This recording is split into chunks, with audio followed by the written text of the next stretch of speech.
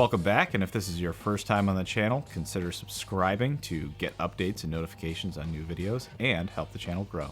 Thanks. I've been waiting for Apple to release a smaller phone ever since they came out with the original SE in 2016.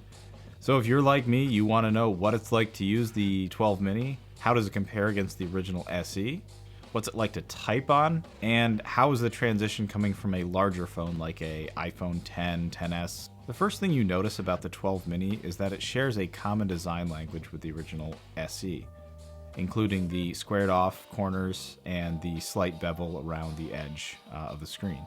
The biggest difference when comparing these two phones is the size. The new 12 mini is a little bit larger, slightly wider, and slightly taller as well, about the same thickness. I'm going to go into detail on the screen in a minute because I think it's really important, and I feel like this was the one major component that enabled Apple to justify building a smaller iPhone. Unlike the original SE, the back is made of glass, not aluminum, and unfortunately, unlike the Pro models, the back is a glossy glass. It is not a matte finish, so it is an absolute fingerprint magnet. Obviously, this is not much of an issue if you plan on using a case like I feel 95% of the users will, but something to keep in mind. The glass back also enables the 12 mini to utilize Apple's new MagSafe wireless chargers, which are also magnetic, which means the case is also magnetic, and that means you can stick it to steel objects. So that's kind of cool. All right, on to the first important question. What is it like to type on the new 12 mini? It's pretty easy to forget, but for the first 7 years, iPhones had a 4-inch screen or smaller. It's only recently we've gotten these monster screens that we've all become accustomed to. So what's it like going back to typing on a smaller screen?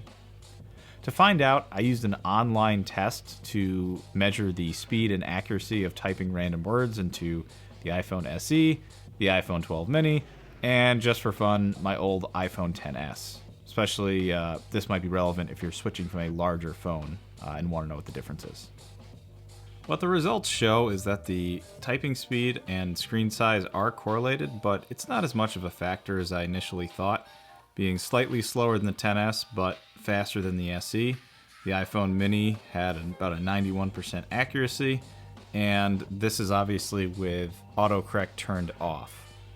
So the accuracy probably will be a little bit higher in the real world.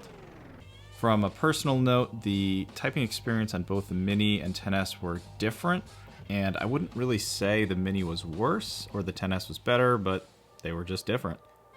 After I used the iPhone 12 mini for a while, I noticed that the screen height affected the one-handability more than anything else. The width is actually almost identical to the original SE, but the height made reaching your thumb up to the top a little bit more difficult. So to illustrate the difference between these screens, I opened up the Notes app and drew with my thumb the maximum area I could safely access while still gripping the phone in a safe way, like if I was walking down the street. I was a little disappointed how the 12 mini performed.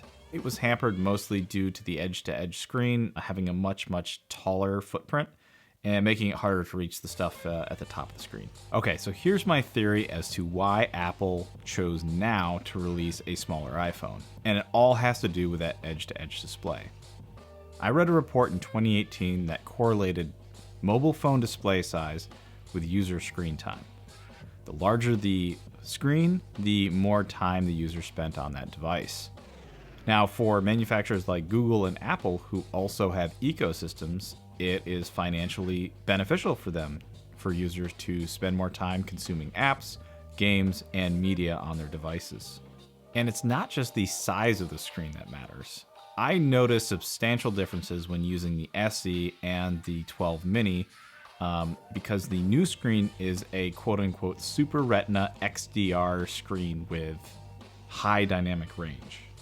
Simply put, this means the screen is brighter and has more vibrant colors than the SE's screen. Why is this important? Because I could tell just by using it, I spent more time just staring at the screen, even if it wasn't doing anything, than I did on the SE. This is because the screen on the new phone excited the neurons in my brain more effectively than the old phone and fired off more dopamine to my system. So it is a way for people to become more addicted to their devices, simply put. So again, I feel like the 12 mini is a product of circumstance. Apple released the new A14 chip with 5nm process, which meant you could squeeze more battery life out of a smaller battery and a smaller frame. They have experience building these edge-to-edge displays ever since the iPhone 10, and now they've found a way to miniaturize it and get the volumes up high enough that it makes financial sense to produce. And I'm hoping they will continue this line because I'm a fan of smaller phones. If Apple made an even smaller phone, I'd probably buy that. Summing up the 12 mini is a little tricky. I don't feel like it's a spiritual successor of the original iPhone SE. And what was interesting to note while using both the SE and the Mini is that the SE could do pretty much everything the Mini can do. The biggest improvements of the Mini over the SE are visual, a better camera, a better display, slightly longer battery life, and a snappier processor. Maybe this is why I'm a little disappointed in the 12 mini. However, I feel like it's the best iPhone that's been made in the past few years. Let me know what you guys think. Are you a fan of the smaller screen? Hey guys, thanks again for joining me. If you enjoyed this video, please give it a thumbs up, subscribe, and if you have any questions, leave them in the comments below. Thanks.